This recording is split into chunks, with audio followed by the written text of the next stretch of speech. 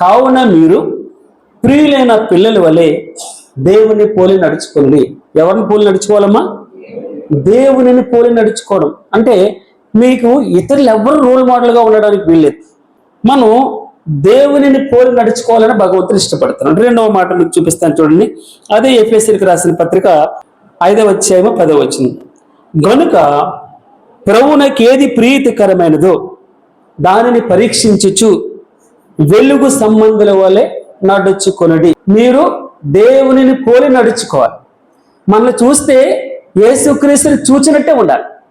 మిమ్మల్ని చూస్తే దేవుణ్ణి చూసినట్టే ఉండాలి. మీరు నడిచేస్తూ ఉంటే ఎవరు నడిచేస్తున్నట్టు ఉండాలి?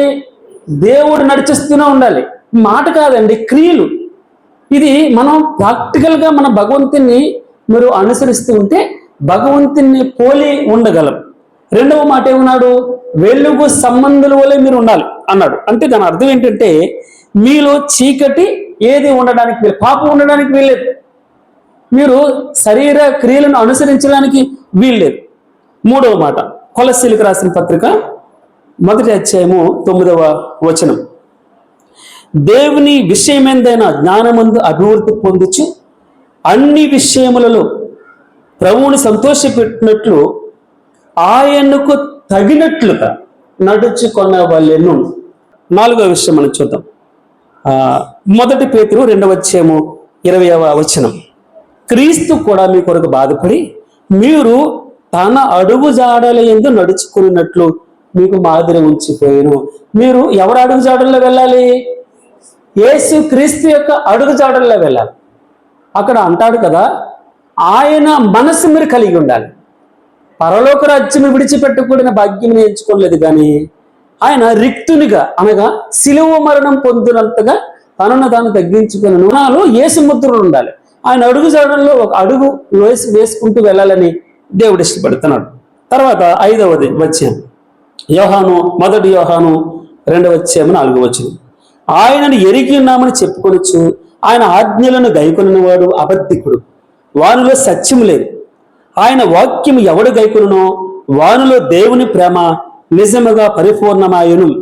ఆయన యందు నిలిచి ఉన్నవాడనని చెప్పుకొనొచ్చు ఆయన ఎలాగూ నడుచుకొనునో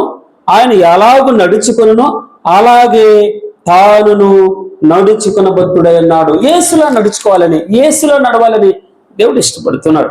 తర్వాత గలతీయులకు రాసిన పత్రిక 5వ అధ్యాయం 16వ వచనంలో ఏమంటాడంటే, నేను చెప్పినది ఏమనగా ఆత్మానుసారముగా నడుచుకున్నది, అప్పుడు మీరు శరీరేచ్ఛను నెరవేర్చరు. శరీర క్రియలు, శరీరం చెప్పినట్టల్లా. అందుకే రోమీయులకు రాసిన పత్రిక 8వ అధ్యాయంలో చెప్తాడు, ఓ శరీరం నువ్వు శరీరం చెప్పినట్టల్లా వినడానికి శరీరానికి మీద రుణస్తుడు.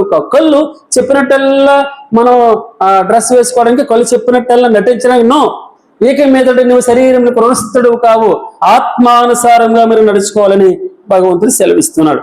అలాగే కొలస్సీలకు రాసిన పత్రిక 2:6 ఆయన కావున మీరు ప్రభువైన యేసుక్రీస్తును అంగీకరించిన విధముగా ఆయన యందు వేరుపారిన వారై ఇంటి వలె కట్టబడుచు మీరు నేర్చుకున్న ప్రకారముగా విశ్వాసమందు స్థిరపడుచు కృతజ్ఞతాస్తుతులు చెల్లించుట యందు విస్తరించుచు ఆయన యందుండి నడుచుకోవాలి. ఆయన ఎందు ఉండాలి మనం. ఆయన వాక్యం మనలో ఉంటే మనం ఆయనలో ఉంటామని భగవంతుడు ఇష్టపడుతున్నాడు. తర్వాత ఇంకొక మాట మీకు చూపిస్తున్నాను. కొలస్సీలకు రాసిన పత్రిక 2వ అధ్యాయము 6లో ఇప్పుడు ఏం చేస్తాం? ఆయన యందుండి నడుచుకొనుడి. తర్వాత తెస్సలోనికీయులకు రాసినటువంటి పత్రిక 5వ అధ్యాయం 15వ వచనంలో అన్నాడు, మీరు ఒకని ఎడల ఒకడును మనుషులందరి ఎడలను ఎల్లప్పుడూ మేలైన దానిని అనుసరించి నడుచుకున్నది. ఏమన్నాడమ్మా?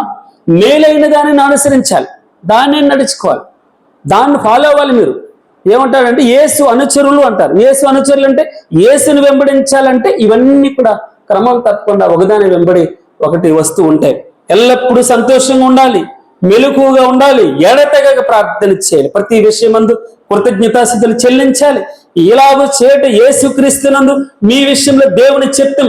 ఆత్మను ఆర్పొద్దు, ప్రవచించడానికి నిర్లక్ష్యం చేయవద్దు, సమస్తమును పరీక్షించి మేలైన దానిని చేపట్టాలి. ప్రతి విధమైన కీడునకు దూరంగా ఉండాలి.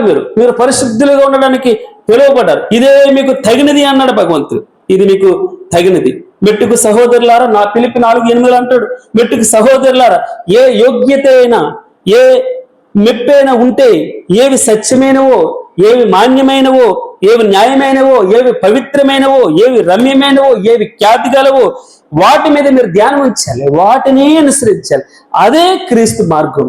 ఆయన అడుగుల్లో అడుగు వేసుకుంటూ వెళ్ళాలని దేవుడు ఇష్టపడుతున్నాడు. చివరిగా ఫిలిప్పీయులకు రాసిన పత్రిక 3:7 అన్నాడు, అయినను ఏవేవి నాకు లాభకరములై ఉండును వాటిని క్రీస్తు నిమిత్తం నష్టంగా ఎంచుకున్నాను అంటూ 11వ వచనంలోకి వచ్చేటప్పటికి అంటాడు, సమస్తము నష్టపరుచుకుని వాటిని పెంటతో సమానంగా ఎంచుకొని ఉన్నాను అంటూ చెప్తాడు కదా అపోస్తలుడైన పౌలు గారు.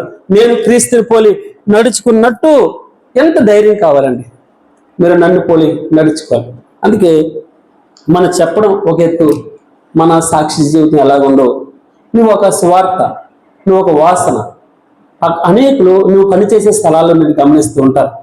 సంఘంలో మనం మంచిగా ఉంటాం, కానీ బయట నీ ఇంట్లో ఎలా ఉన్నావు, నీ ఇంట్లో నీ సాక్ష్యం ఎలా ఉంది, ఇతరులకు ఎలా ఉపయోగపడుతున్నావు, నీ ఊర్లో నీ సాక్ష్యం ఎలాగుంది, అలాగే నీ కంపెనీలో నువ్వు పనిచేసే స్థలాల్లో నీ ఉద్యోగంలో ఎలాగైనా మన సాక్ష్యం ఉందో భగవంతుడు. అందుకే మనం ఆయనను పోలి నడుచుకోవాలి.